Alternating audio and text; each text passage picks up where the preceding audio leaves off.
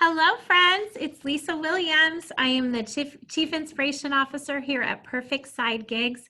Welcome back to our interview series. We are having such a good time hearing from these experts that have made the leap themselves from corporate to entrepreneur and have found tremendous passion and joy in their lives and are hoping others do the same, which is the most exciting part. So today we have a very special guest, Mr. Dr. Greg Reid. This gentleman is a filmmaker. He's a world-renowned author.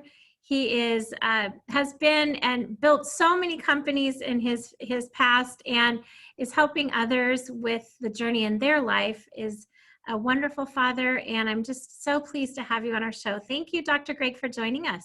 Absolutely. Forgot snappy dresser and good beard groomer. I mean, you got to cut Absolutely. the crowds go wild. Hey, everyone. I'm Greg. Good to see you all. Thank you so much, Dr. Greg. So I love, one of my favorite books ever is Think and Grow Rich. And you've had the privilege to be part of this legacy. It's helped so many entrepreneurs and those that are even thinking about taking the leap themselves. Can you tell us a little bit about that journey for you and maybe what it can do for others if they, have the opportunity to read it? Yeah. Well, first I'll tell a story behind the story. So this is the 20th best-selling book in the history of the world. And it's really interesting. It was written by a guy named Napoleon Hill. When he was 23 years old, he gained access to the richest dude of the world. His name was Andrew Carnegie. And it was supposed to be a 30-minute interview, turned to be 3 full days. At the end of the interview, Carnegie says, "I like you, and here's an opportunity." He said, "Work for me for free for 20 years, and I'll send you on a mission to meet all my friends. You'll interview them and write the first ever formula for success, but you got to make your decision now." Napoleon Hill turned to him and says, "Not only will I accept that, I promise I'll complete that task." Carnegie said, "You got yourself a job." And Hill says, "Why are they going to talk to me? I'm just a kid. I'm nobody." He says, "I'll write you a letter of recommendation. When they see it, they'll know I sent you. Give you all the time you want." Sat down with Edison, Einstein, the Fords, the Rockefellers, and wrote the greatest Bible of personal development, Think and Grow Rich. But here's what's cool. Carnegie was a stickler for action and gave his guest 60 seconds to make up his mind to work for free for 20 years. And when Napoleon Hill walked out of the office, Carnegie pulled out a stopwatch that he began, and there was 31 seconds left. But what gets really cool is that Carnegie made that same offer to over 250 people before Napoleon Hill. He was the only person to say yes. Everyone else had something called the bad case of the one size. That means I'll take action once I get the big break. Fast forward 100 years to 2008, the surviving family of Napoleon Hill and the foundation gave me the same letter that Napoleon Hill got. So I have a ticket to meet any human alive, and I write the Think and Grow Rich series through Napoleon Hill Foundation. Oh my gosh, I love that. I love that you mentioned once in an interview that your father told you to go get a job. Son, you're never going to be able to talk to people. And here you are an entire lifetime later. And that's literally how you make your living, is talking to people. So that story is really funny. So when I was a kid at 17, I left home. And my dad says, "Hey, we'll send you to college. Anywhere you want to go to college." I said, "Nah, I just want to get into sales and marketing." I go, "I'm a good gift to gab guy. I think I'll go out and crush it." And he looked at me and said, "Son, you're never going to make a living talking to people." And then a couple of years later, I sent him a W-2 with, I think I made my first 100 grand. I was just a kid. I said, "Dear Dad, remember when you said," and now it's a running joke considering that's what I do for a living. Yeah. Yeah. What would you say to people? So many of them have listened to their parents and they haven't done what you've done. They did go to college and they got that first job and they're still there. And yet they have so many dreams that they haven't fulfilled. The first book I wrote through Napoleon Hill Foundation is called 3 Feet from Gold. It's a story about the miner who gave up 3 feet away from the largest strike. And one of the people I interviewed was the guy who invented string theory. If you ever watch a Big Bang Theory, Sheldon was working on it. And he said the greatest bit of information I ever got. He said, "Successful people seek counsel. Failures listen to opinion." And I said, "What's the difference?" He goes, "Opinion is based on ignorance, lack of knowledge, like all your family and friends who've never done what you want to do. Counsel is based on wisdom, knowledge, mentorship. If you go to a family friend, say you're going to write a book, they might protect you and talk you out of it. Plus, they've never done it. If you go to Jack Canfield, who wrote Chicken Soup for the Soul, he's going to say, before you get started, here's what you need to know and give you counsel. If we would spend our activity only seeking counsel and ignoring people's opinion, that's the day your life would change. Absolutely. You're pretty well known for you have this thing that's coming out right now. It's called Wake Up and Crush It, which I don't really know much about it. I've seen something on Facebook that you're sitting there in a room with no one there. And I think you're an innovator. You seem to always have different ideas and ways to pivot. How are you pivoting right now? I'm curious. I am, but I'm not, because look, this too shall pass. And I think people are kind of being foolish right now to overly pivot, because the realities are in 6 months from now, things will not be the same as they are today. And in a year from now, they sure as heck won't. So if you over pivot, I think you're going to end up being lost. And unfortunately, that's what people do. I believe in contrarian investing, using common sense, blood in the street mentality. You watch the masses and you go the other way. I'll give you an example. I'm not a rocket scientist. I'm a regular guy. And so, for example, I'm not giving financial advice. I want to be very clear, but I'm going to give an example. So when all this started happening, I realized that Starbucks stock, was at 120 bucks a share. It went in half. So I went and bought Starbucks stock, because I realized as soon as they lift the quarantine, where are people going to go? Back to Starbucks. It's not a genius move. I realized that Las Vegas is shut down. So I went and bought MGM. And, I'm starting to just use just simple ideas. Right now is actually going to be, looking back, the greatest time that's ever been in our entire civilization, if you look at it this way. And I'm going to give you a great example. Napoleon Hill talked about collaboration over competition. And it's the first time in society's history we're getting that in first field. I'll show you an example. Right now, Chinese doctors and scientists are talking to Russian doctors and scientists, which are talking to Ethiopian doctors, which is talking to German doctors. It's never been done. So not only are they going to find, obviously, a vaccine for what we're going through, but they might discover the cure to AIDS and cancer and other things, because one person's sitting on a molecule that they discovered that this other person's waiting for. They don't know it. So all these things are going to come out, and as much as tragic in life is going to be lost, I promise you, we're going to save so many multiples of those lives over the long run of the amazing collaboration projects that will come from it. Yeah, absolutely. I know for those listening at a later time, we are in the midst of the COVID-19 crisis right now. There are a lot of people that are in fear. And I'm just wondering, what would you say to people that are letting that fear hold them back? Well, I'm not a psychologist. I'm not a therapist. I'm a regular person. But I will say this, is that the biggest chapter that, back to Napoleon Hill, he wrote When Think and Grow Rich, was called The Six Ghosts of Fear. And he talked about fears that I don't agree with 100 years later. He talked about the fear of loss of love. I don't think that's a big fear. I don't think the fear of old age, I don't think the fear of dying is as big as it was, 100 years ago. But I believe in modern fears, and it's the fear of loss. It's the fear of pain, but the biggest fear is the fear of judgment. And the most interesting thing, there's a coffee mug that says, what would you do if you couldn't fail? I say, throw that away. What would you do the moment you stop giving a darn what people thought? Would you ask that person for a date? Would you start that business? And right now, no one's thinking about you. They're dealing with their own situation. This is the exact perfect time. No one's looking inside the window. So if you ever had that idea to start, writing your own book or doing a movie or having a crazy idea, this is it. Timing will never be perfect. The other thing besides the bad case of the one size that holds people back is their big butt, not the one they're sitting on. They sit there and say, I'd go do that. And it's that butt that stops. So surround yourself with people that can give you counsel and not opinion. And all of a sudden you'll start giving great feedback so you can take direction in the right way. So a lot of what you're talking about, I think, is seeking mentorship.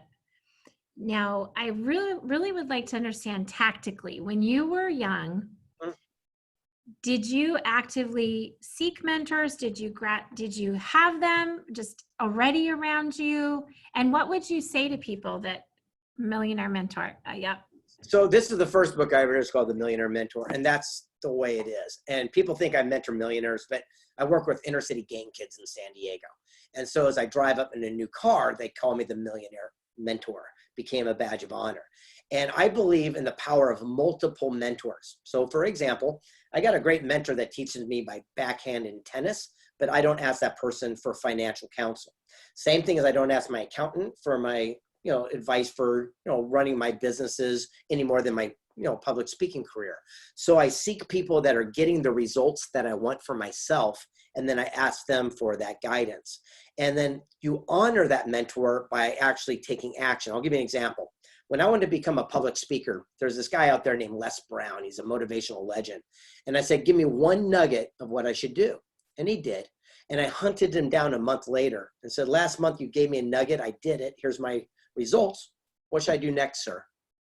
First of all, his jaw's on the bottom of the floor because no one's ever done that before. But what's the chance of him giving me the second nugget? 100%, because I honored my mentor by taking action. And that's how I built the relationships in my life that I have today. One of our speakers, it reminds me, said, persistence respects persistence. And that's what that reminds me of. So is that what you did to get into the Napoleon Hill Legacy series?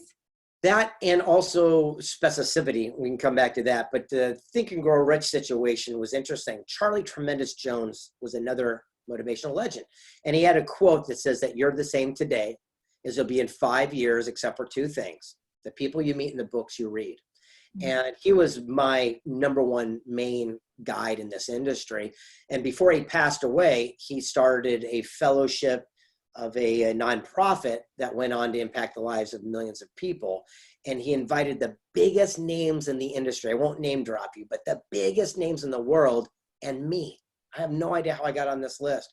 And I remember I was sitting there right next to the head of Napoleon Hill Foundation and the biggest names in our space. And he said to that person, give this kid a shot. I'm a 50-year-old man. I'm going to give this kid a shot.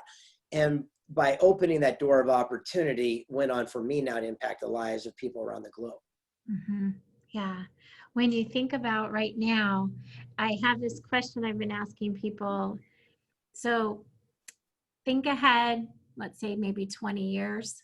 I can't see you actually ever slowing down personally, but say you're sitting on your porch with your grandkids. Now Colt's only 8, so this might be a little, maybe a little bit longer, but they come up and they're like, Grandpa, we just learned about the COVID-19 crisis. I heard people went crazy. What did you do? What are you going to tell them?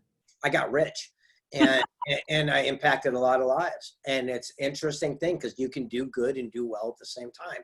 And so I'm now, again, looking at opportunity. I'm working on a project right now. It's called Be Kind to Your Future Self. What can you do today to have incremental steps for tomorrow?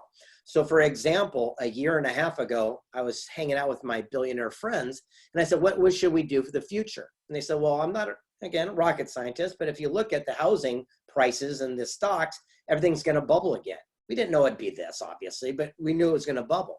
So what I did for the last year and a half is I liquidated and made sure I was cash rich. More importantly, I built on my credit. So I'm 750 to 800 credit score at all time. So right now, as things are going haywire, I'm actually in the perfect position to take advantage of it because I was kind to my future self a while ago. I didn't buy a car. I didn't do foolish moves. I didn't blow the dough. I was smart enough to do that. And the question is, where could you be tomorrow by applying what you know today? This is the big thing. If you want to have a better beach body by summer, that just means put the cheeseburger and the Haagen-Dazs down today. If you want to have more wealth in 6 months, just put $20 a day into a shoebox. In 6 months from now, that's a shoebox full of money. So it's all how you look at it. You can do amazing things if you're kind to your future self. I love it. What is that going to be? Is it a coaching program or what is that? It's going to be a book I've been working on with a buddy of mine named Eric Power. And every single day I'm working on these new projects. So for people that aren't used to my career, here's the thing. I've been published in 100 books, 45 different languages around the world. I've done 5 motion pictures, but this is my cool thing. Check this out, my brag piece. They just gave me a star on the Walk of Fame in Las Vegas, right next to Elvis and all the super famous people in this knucklehead. I love it. And here's what's cool. You'll like this. I cannot read. I cannot write, I'm dyslexic, and I can't spell. If you play me Words with Friends, you'll win every single time. I'm the least qualified author in the history of the planet Earth, but I understood the power of you work your strengths and you hire your weaknesses. When I did my first book, I was turned down by 268 publishers. The 269th one said, change the title, beginning, the middle, and the end, because I can't write. So I found a ghostwriter who took my words, crafted them the way people wanted to read it, and it became a global phenomenon. And here we are 100 books later. The bottom line is you don't have to know everything. You work your strengths, you hire your weaknesses. Have you continued to use ghostwriters then? Every single day. I can't write anything. I don't write anything. It's so funny. I just did a huge book. It's called Wealth Made Easy. And my ghostwriter, I even put his name on the cover. His name's Gary Krebs. Now, he is the former publisher of the New York publishing house called McGraw-Hill Publishing. Now, who can write a better book, me or that guy, right? When we did 3 Feet from Gold, it was really cool. It was the first book in history that Barnes and Noble published themselves. They cut out the middleman and we joint ventured together. And that came to be as I interviewed the guy who started Velcro. I go, how do you sell 5 billion people Velcro? He goes, don't, sell 5 people. Head of automotive, aerospace, fashion, they'll found the application. So we went to Barnes and Noble directly, sat down with the owners and said, no advance, no money, we'll share the profits. Now who's got a bigger email list, me or Barnes and Noble? Right, I love it. How are you, feeling about our youth today? And you have a son named Colt. He's 8, is that right? Yeah. I feel as though in some ways we're not necessarily serving our youth as best as we can, on the corporate path at least. And I think there could be a lot of joy that we give our kids through actually building a business. I'd love to have your take on, your fatherhood, and that's kind of a big question, but just the youth of our future and how we can help them. Yeah, again, everyone has their different viewpoints towards this, but my son and I are simpatico. He's only 8 years old. When he was a kid, at only 6, he had the #1 spoken album on all of Amazon, just so you know. And if you go there right now, he has his own Spotify channel. And he started investing in Bitcoin. And today, yesterday he was up to $56,000 in his Bitcoin account. He's 8 years old. What instrument does he play? No, on Bitcoin. No, you said Spotify? Yeah, spoken word. So he did a track of his mantra. Before he goes to bed every night, he says, my name's Colt. I'm happy. I'm powerful. I'm brave. I'm wise. I'm successful. I help people. And then I took a hip hop artist and we added music to it, and it took off and became a sensation. Then he did a song called I'm the Businessman, and then that blew up. Anyway, go to Spotify, Colt Reid. You can listen to his stuff and download it and what have you. But let me go back to the moral of the story. I was doing a podcast with someone who changed my life in my viewpoint when he was very young. They said, do you give him money to do chores that he doesn't like to do around the house? Like, taking out the trash and stuff. I go, absolutely. I go, I'm going to train my son that nothing's a free ride, but the typical, old person thing. And the person said to me, goes, that's a shame. You're ruining your kid. And I went, I'll bite, teach me. And what she said transformed everything for my son and my relationship. And I go, why is that? And she goes, you're training your son. The only way to get paid money is to do something he hates. Oh my goodness. Everything changed for me right that second. And so then I went to my son. I said, son, I go, here's my iPhone. I go, I really stink at doing these videos and memes. Can you help me? He goes, of course. And he whipped them out. And I go, here's $50. And he goes, why? I go, because I don't know that. And thank you for doing that. And I said, from now on, we're going to make our bed. And we're going to do this stuff. And we're going to call that contribution. That's just what you do to live in this mansion and to live the lifestyle you do. I go, on the same note, I'm going to start rewarding you for what your talents are. So now he makes my TikTok videos and all this different stuff. And I'm rewarding him and paying him to do his strengths. And the other things is just part of what he does to give back as a family unit. Oh my goodness.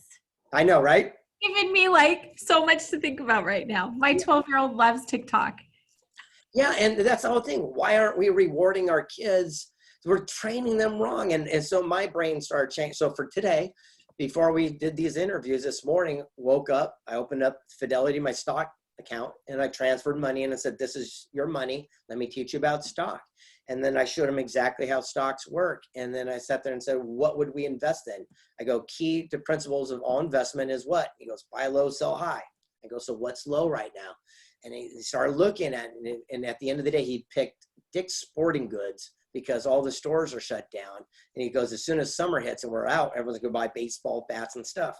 So we bought that stock so he could see exactly how it works. I love it. I love it. Tell me, what are you excited about right now, and what's happening for you very, very soon when we're out of this crisis? What's coming next for you? Yeah, I'm like a caged bull right now. I'm ready to go. Where a lot of people are sitting back waiting. I'm at the gates. As soon as that opens, I'm going, and things are rocking and rolling for me right now. So I got a TV show that's coming out. It's called Wake Up and Crush It. So I'm excited about that. We're shooting all the shows and episodes as soon as we can release out of quarantine. You can go watch that right now on YouTube and check out the first mini series and things of that nature. That's exciting. But my movie right now, my latest movie is trending worldwide on Netflix. So people, should be watching this movie called Wish Man. And it's interesting. People don't ask great questions in today's society, I realize. That's one of the cool things about you doing these things, you get to ask questions. I interviewed the founder of a nonprofit called Make-A-Wish Foundation. It grants wishes to terminally ill kids.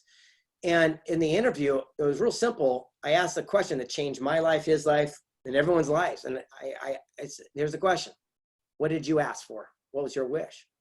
And he goes, no one's ever asked me that. I said, I will grant your wish. Anything you want, I'll give it to you. Would you like a Lamborghini? I go, what may I give you? And he says, no. He goes, I just want my story to be told so my grandkids know I did something. So he signed over his life rights, and I said, I'll make it into a major feature film. I've just never made a feature film. And he trusted me, and it took 6 years, millions of dollars, more trials and tribulations you have any idea. But we actually made the official ballot for the Oscars this last season, and we're trending worldwide right now. And the movie is called Wish Man. Oh my goodness. I'm adding it right now to my wish list. Add some Kleenex to that. You're going to need it. It's a tearjerker. I love it. So tell me, I love to just ask you a question about your legacy. Clearly, you've already, you've given me some things to think about. If you weren't able to leave Colt assets, what would you hope that you could leave him? Maybe it's wisdom or knowledge or ability. Yeah, well, it's interesting. This whole situation of the virus, I realized I had something that's called the Great Death Style. Let me give you an example. What was it? Death style, like a lifestyle, but a great death style. And what that means is I called my attorneys and said, hey, am I all set? Is my estate in order, just in case, worst case scenario? And they go, absolutely. I go, will my son get boatloads of money and be taken care of for life? Because absolutely. I go, do I have 100 books so he could read my different stuff? And go, done, done. And I sat my son down and says, the only thing I ask is when I pass away, that you read every book that I've ever written so you can see who your dad was. And he says, and we shook hands and did our agreement. So that was our deal. And then I realized that, there's 0% chance that my son will ever go to a cemetery and go look at a grave. So when they gave me that star on the Walk of Fame, the only reason I worked so hard at that is because I realized for the rest of his life, when he goes to Vegas and he's out in front of Mandalay Bay or whatever, he's going to look down and go, that's my dad. So that's kind of like my marker. So that was such a great feeling. And then afterwards I said, now that I got a good death style, I go, what's my new lifestyle going to look like? And that was my aha. And when I walked outside, I said, do I need 3 brand new cars in my driveway that I spend thousands and thousands and thousands of dollars on every month that I can't even drive right now? Do I need that? What thing? And it gave me a complete shift of how my new lifestyle is going to look. So I don't really believe in long-term legacy. I think it's all man-made to make us feel better. But I believe that legacy is how we live our life and what people see, because everyone's watching right now. But unfortunately, in only 1 or 2 generations, it's all forgotten and lost. So it's how we can leave the life right this second the best way we possibly can. That's the true definition of legacy. So I want to live by example. Absolutely. Well, and I think, I mean, you've clearly impacted the lives of so many people. And Colt has a term, he's got really big shoes to fill, but it doesn't even seem like you're worried about that, nor is he. He's going to do whatever he's going to do. Exactly. Well, I so have enjoyed our conversation, Dr. Reid. I know that you have a complimentary gift that you wanted to offer our audience. Do you want to tell us a little bit about that? Yeah, that's going to be this book here. It's called The Millionaire Mentor. And I got to tell you, it's been translated, I think, in 9 some odd different languages. Couldn't even tell you how many copies it sold around the world.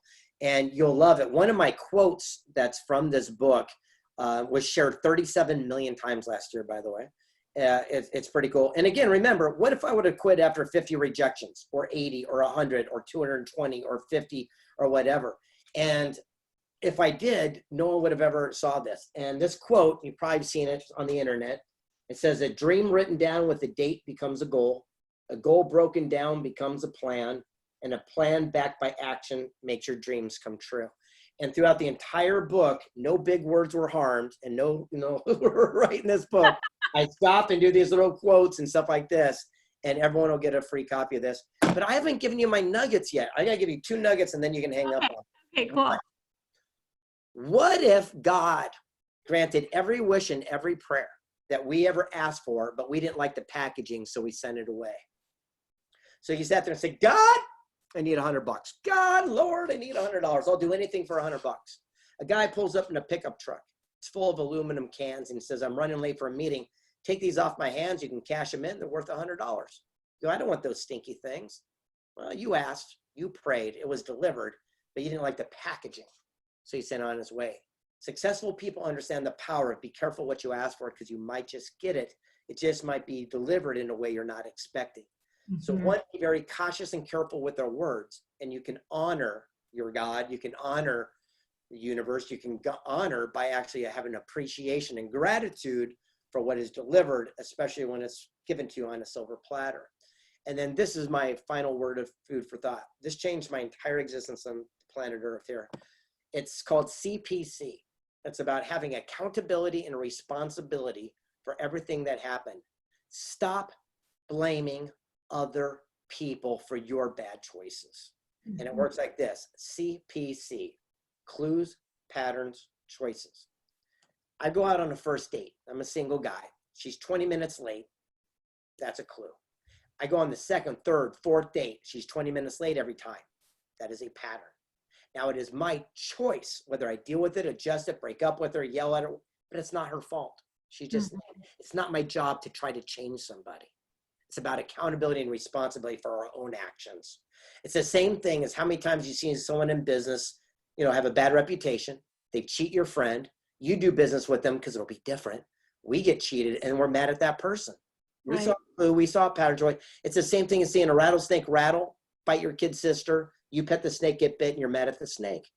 Suck it up and start having accountability and responsibility, and start looking for these clues and patterns so you can make your choices quicker. Nobody ever looks back in life and said, I was mad at that bad choice I made or that bad relationship. They're mad because they stayed in too long. Right. So have the courage and the fortitude to have accountability and responsibility for CPC. I love it. And it's a great piece of advice for what we're going through right now. We know some people, they're going to come out of this having learned a tremendous amount, and some are going to be actually behind because they haven't done anything. So Dr. Reid, thank you so much for joining us.